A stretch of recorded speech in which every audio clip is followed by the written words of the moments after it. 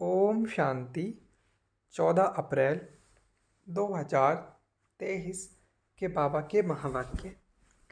बाबा ने सुनाया, मीठे बच्चे, मम्मा बाबा समान सर्विस करने के लिए बुद्धि को सतो प्रधान बनाओ। सतो प्रधान बुद्धि वाले ही धारणा कर दूसरों को करा सकते हैं। ऊंचे से ऊंच पुरुषार्थ कौन सा है जो अभी तुम बच्चे कर रहे हो? बाबा ने प्रश्न पूछा है, ऊंचे से ऊंच पुरुषार्थ कौन सा है जो अभी तुम बच्चे कर रहे हो? उत्तर बाबा ने दिया है, माता पिता के तख्त को जीतना, यह है ऊंचे से ऊंचा पुरुषार्थ। मम्मा बाबा आकर तुम्हारे वारिस बने, ऐसा नंबर 1 बनने का लक्ष्य रखो। इसके लिए ऊंचे से ऊंची सेवा करनी है, बहुतों को आप समान बनाना है, दुखी मनुष्यों को सुखी बनाना है, अविनाशी ज्ञान रत्नों को बुद्धि रूपी बर्तन में धारण कर दूसरों को दान देना है। गीत है भोलेनाथ से निराला। ओम शांति। बाबा सुनाते हैं, अब बच्चे तो पहचान गए हैं कि हमको बाप अथवा माता पिता सिखलाने वाले हैं। बच्चों को ही इस खुशी में रहना है। अभी तो हम बेहद के बाप के बने हैं, प्रतिज्ञा भी बच्चे करते हैं। बाबा अभी हम आपके ही हैं, हम हैं ईश्वर के। अब असुरों के संबंध में नहीं है, हम आसुरी मत पर नहीं चलते। आसुरी मत किसको कहा जाता है? जो श्रीमत पर न चलकर आसुरी कर्म करते। एक है ईश्वरीय कर्म, दूसरा है आसुरी कर्म। यह बात कोई भी नहीं जानते कि आदि सनातन देवी देवता धर्म कब और किसने स्थापन किया, और सभी धर्म वाले अपने अपने धर्म को जानते हैं। सन्यासी कहेंगे हमारा धर्म शंकराचार्य ने स्थापन किया। देवी देवता धर्म तो अब है नहीं, तो बताए कौन? लक्ष्मी नारायण आदि का कोई पता नहीं। बाप को ही नहीं जानते तो बेमुख हो गए हैं। यह भी ड्रामा में नूंद है। अभी तुम बच्चे जानते हो, बेहद का बाप आकर हम बच्चों को फिर से राजयोग सतयुग के लिए सिखाते हैं। तुमको बैकुंठ का मालिक बनना है, कृष्णपुरी जाना है। यह है कंसपुरी। कंस और कृष्ण इकट्ठे नहीं हो सकते। तो बाबा क्या कर रहे हैं? बाबा कंपैरिजन करके दिखा रहे हैं संगम युग पर कलयुग का और सतयुग का, कि ये जो है कंसपुरी है और हम कहाँ जा रहे हैं? कृष्णपुरी में। तो बाबा इस तरह से बच्चों को समझा रहे हैं। अब तुम बच्चों को फक्र होना चाहिए कि हमको परमपिता परमात्मा सहज या राजयोग सिखला रहे हैं। बाप कहते हैं हम परम धाम से आए हैं। पुरानी इस रावण दुनिया में, पुराने शरीर में जैसे मनुष्य पत्र लिखते हैं, जैसे मनुष्य पितृ खिलाते हैं, तो वह आत्मा पुराने शरीर में आती है। उनके लिए पुरानी दुनिया नहीं कहेंगे, पुराने शरीर में आती है, फिर उनको खिलाते पिलाते हैं। यह रस्म रिवाज भारत में चलती आई है। यह हुई भावना। कहते हैं हमारे पति की आत्मा इस ब्राह्मण में आई है, यह भावना रखते हैं। पति के नाम रूप को याद करते हैं। आत्मा ही अंगीकार स्वीकार करती है। यह है यहाँ की रस्म रिवाज। तो बाबा ने बताया कि कैसे हम, जब हमारे यहाँ श्राद्ध चलते हैं तो कैसे हम पितृ को खिलाते हैं, किस तरह से हम ब्राह्मण को अपने घर पर बुलाकर भोजन खिलाते हैं। आत्मा ही अंगीकार है, स्वीकार करती है। यह है यहाँ की रस्म रिवाज। सतयुग में यह बातें होती नहीं। फालतू खर्चा, धक्का खाना, यह भक्ति की रस्म है। भावना रखने से अल्पकाल का सुख तो बाप से ही मिलता है। बाप कभी दुख नहीं देता। मनुष्य तो न जानने के कारण कह देते सुख दुख परमात्मा ही देते। बाबा कह रहे हैं कि सुख दुख हमारे कर्मों से मिलता है, ना कि हमें परमात्मा देते हैं। परमात्मा किसका सागर है? परमात्मा सुख का सागर है, तो वो हमें दुख क्यों देगा? दुख जो हम भोगते हैं वो हमारे कर्मों का ही परिणाम होता है। बाप कभी दुख नहीं देता। मनुष्य तो न जानने के कारण कह देते सुख दुख परमात्मा ही देते हैं। बाप समझाते हैं बच्चे, यह खेल बना हुआ है। जो देवी देवता धर्म वाले होंगे वही आकर ब्राह्मण बनेंगे।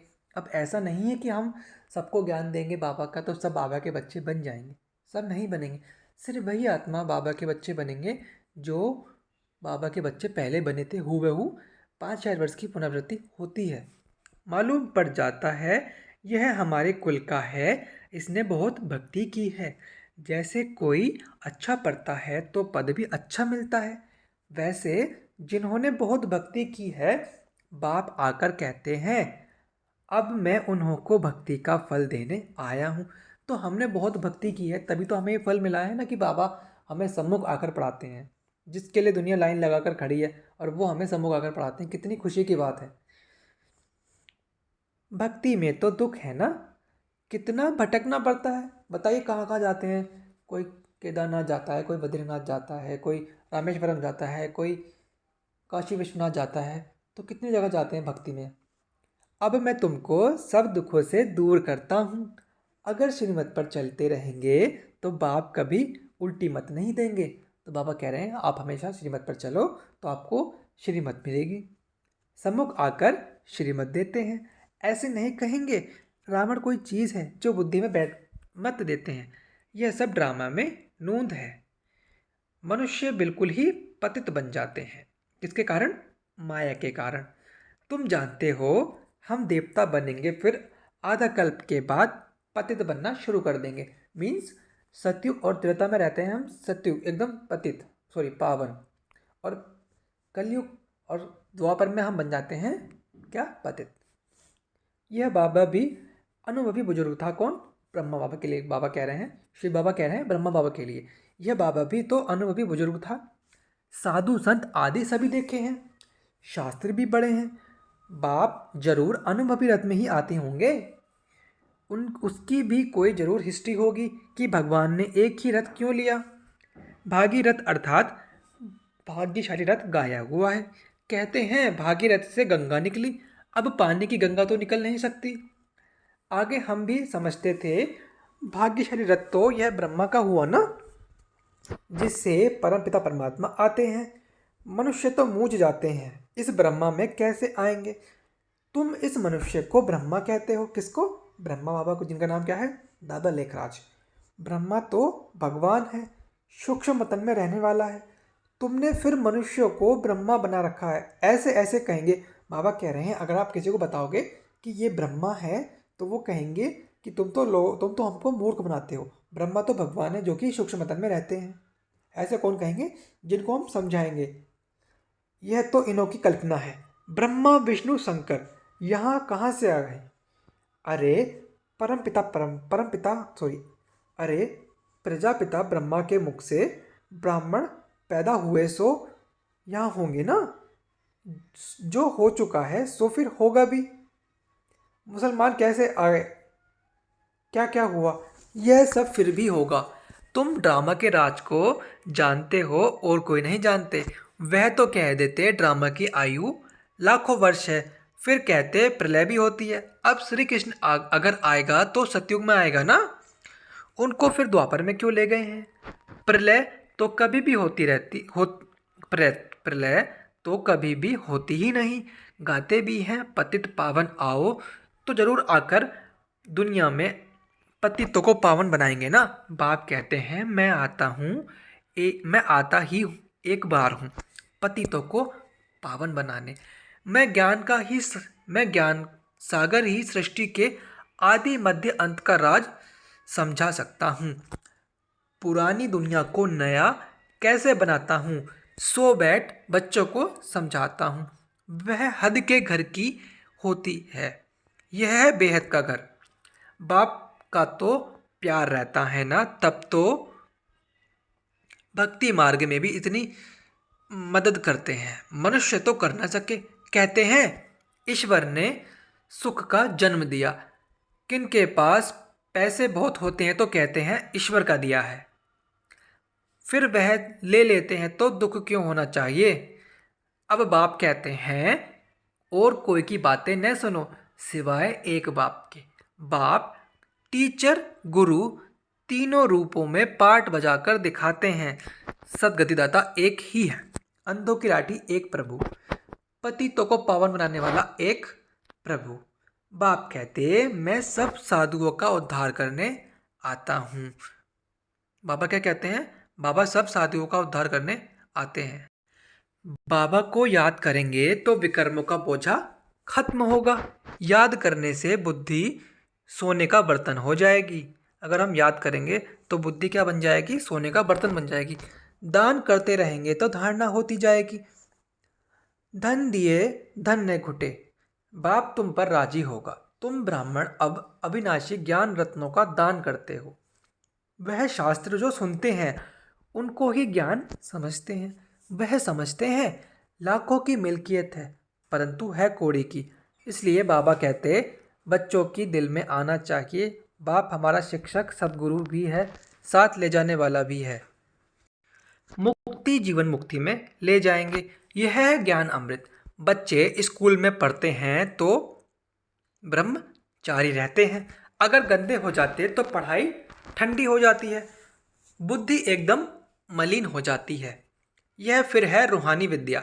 ब्रह्मचार्य में रहने बिगर धारणा होती नहीं। बाप कहते हैं अब पढ़ लो, नहीं तो कल्प कल्प स्वर्ग के मालिक बन नहीं सकेंगे। अपने पुरुषार्थ से ही बनेंगे।